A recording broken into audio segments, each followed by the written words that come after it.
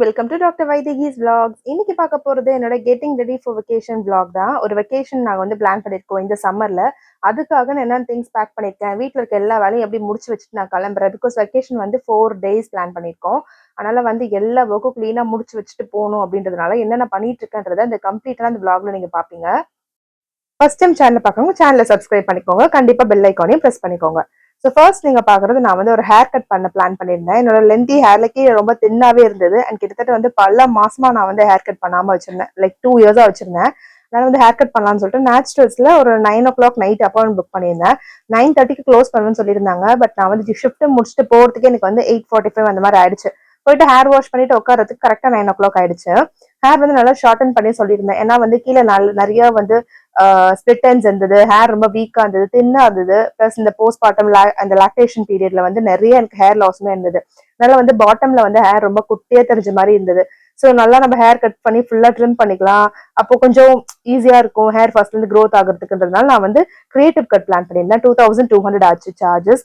So இது வந்து பாண்டிச்சேரியில லாஸ்பெட்ல இருக்க நேச்சுரல்ஸ்ல வந்து என்ன ஹேர் கட் பண்ணியிருந்தேன். ஹேர் கட் பண்ணிட்டு இது வந்து ரொம்ப நாளா விஷ்லிஸ்ட்ல இருந்தது. பட் எனக்கு இந்த ட்ரிப் வந்து அதுக்கு ஒரு ரீசனா ஆயிடுச்சு, டக்குன்னு ஹேர் கட் பண்ணிக்கலாம் அப்படின்றதுனால. ஸோ நாங்கள் முடிச்சுட்டு நைட் கரெக்டாக 9:30க்கு வீட்டுக்கு போயிட்டோம். ஆக்சுவலி இது ஹேர் கட் பண்ணதுக்கு அப்புறம் இப்படிதான் என்னோட ஹேர் இருக்கு. ஃப்ரண்ட்ல லைட்டா லேயர்ஸ் வச்சு ஃப்ரண்ட் நல்லா பவுன்சியா அழகா இருந்தது. இது வந்து நாங்க வந்து இதுல பார்லர்ல எடுத்திருந்தது. ஸோ முன்னாடி இருந்தது ஹேர் இந்த மாதிரி இருந்தது. கீழே பாருங்க ஹேர் தின்னாவும் நிறைய ஸ்பிளிட்டன்ஸ் இருந்தது.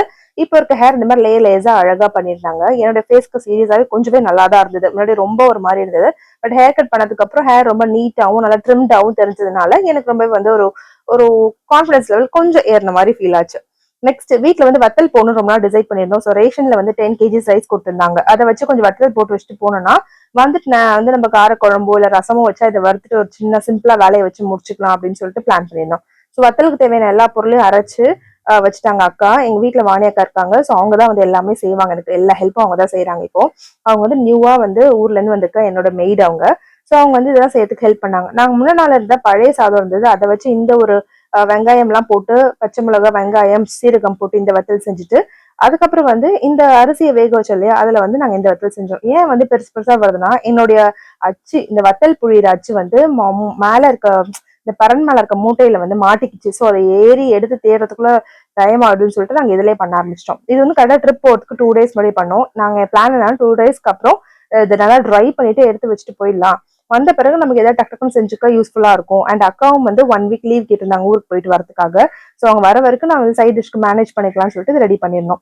ஸோ வத்தல காய வச்சு எடுத்து வச்சுட்டு லஞ்சுக்கு வந்து பிரியாணி பண்ணலாம்னு பிளான் பண்ணிருந்தோம். ஏன்னா வந்து ஃப்ரிட்ஜ்ல புதினா மல்லி வெங்காயம் அதெல்லாமே நிறைய இருந்தது. எல்லாத்தையும் காலி பண்ற மாதிரி ஒரு பிரியாணி பண்ணலாம்னு சொல்லி பிளான் பண்ணியிருந்தோம். இந்த பிரியாணி ரெசிபி வீடியோ நான் நெக்ஸ்ட் வீடியோ போடுறேன். சூப்பரா இருக்கும், கண்டிப்பா பாருங்க. நல்லா வந்திருந்தது. இது வந்து அவங்க அக்காவே செஞ்சாங்க. இது திருவாரூர் ஸ்டைல்ல செஞ்சிருந்தாங்க. நல்ல ஹோட்டல் ஸ்டைல்ல கேசரி பவுடர் எல்லாம் போட்டு நல்லாவே இருந்தது. பிரியாணி நல்ல டேஸ்ட்ல இருந்தது. கண்டிப்பா இந்த ரெசிபி நான் போடுறேன். இதே மாதிரி ட்ரை பண்ணி பாருங்க. இந்த மாதிரி நான் செஞ்சதே கிடையாது. அவங்க செய்யும் போது எனக்கு வந்து ஆச்சரியமா இருந்தது. ரொட்டீனா நான் செய்யறத ரொம்ப டிஃப்ரெண்டா இருந்தது. அதனால அந்த வீடியோ எடுத்திருக்கேன். நான் கண்டிப்பா உங்களுக்கு அப்லோட் பண்றேன். ஸோ இந்த லேயரா போட்டு தம் வச்சு இறக்குவாங்க இல்லையா, அந்த பிரியாணி பண்ணியிருந்தாங்க. எங்களுக்கு விறகு வந்து கிடைக்காதனால கேஸ் ஸ்டவ்லே பண்ற மாதிரி ஒரு சுச்சுவேஷன் வந்துருச்சு. பட் அவங்களோட மெத்தட் எல்லாமே ரொம்ப டிஃப்ரெண்டா இருந்தது. நம்ம வீட்டுல செய்யற மாதிரி நான் என்னோட பிரியாணி விளாக்ல போட்டிருப்பேன்ல, சாதாரணமா குக்கர்ல செய்யற மாதிரி அந்த மாதிரி இல்லை. இது ஒரு மாதிரி வடி பிரியாணி ரொம்ப டிஃப்ரெண்டாவே இருந்தது. ரைஸ் தனியா எடுத்துக்கிட்டு அதுக்கப்புறம் மசாலா தனியா செஞ்சுக்கிட்டு அப்புறம் லேயரா போட்டு அப்புறம் தோசைக்கல்ல ஒரு 15 minutes தம் வச்சு இறக்குனாங்க. நிறைய ஊர்ல இந்த ஸ்டைல் பண்ணி நான் பார்த்திருக்கேன். ஸோ அக்கா பண்ணும்போது எனக்கு வந்து நம்ம வீட்டுல ஃபர்ஸ்ட் டைம் இந்த மாதிரி பண்றோமேன்ற மாதிரி இருந்தது. ஸோ கண்டிப்பா இதுவுமே வீடியோ பார்த்துக்கோங்க. இது பண்ண பேசிஸ் என்னன்னா, வீட்டுல இருக்க அந்த வெங்காயம் தக்காளி புதினா மல்லி எல்லாத்தையும் காலி பண்ணணும். ஜிஞ்சர் கார்லிக் பேஸ்ட் எல்லாம் இருந்தது. ஸோ காலி பண்ணணும்னு சொல்லிட்டு நான் பண்ணேன். எனக்கு வந்து 3 daysன்றது கொஞ்சம் அதிகமான டைம் தான். நாங்க 2 பேர் தான் இருக்கோம் இல்லையா, நிறைய வெஜிடபிள்ஸ் எல்லாம் வீணாயிரும். அதனால வந்து எல்லாத்தையும் காலி பண்ணிட்டு போகணும்னு சொல்லிட்டு பண்ணது. லாஸ்டா வந்து தம் வைக்கிறதுக்கு முன்னாடி அக்கா வந்து போராடுறாங்க அந்த கீயோட இதுல. ஸோ கீ போட்டு நாங்க வந்து நல்லா க்ளோஸ் பண்ணிட்டு தம் வச்சோம். இதுல வந்து வதக்கும் போது புதினா மல்லி போடாம தம் வைக்கும் போது புதினா மல்லி மேல போட்டு அதுக்கப்புறம் தம் வச்சு இறக்குனாங்க. ஸோ ரைஸ் வந்து நல்லாவே வந்து உதிரி உதிரியா வந்திருந்தது. நல்லா குக்காயும் இருந்தது. இது வந்து நார்மலா பாஸ்மதி செய்யாம வீட் அரிசியில செஞ்சிருந்தோம். உங்களுக்கு தெரிஞ்சிருக்கும். சிக்கன் வந்து கரெக்டான பதத்துல வெந்திருந்தது.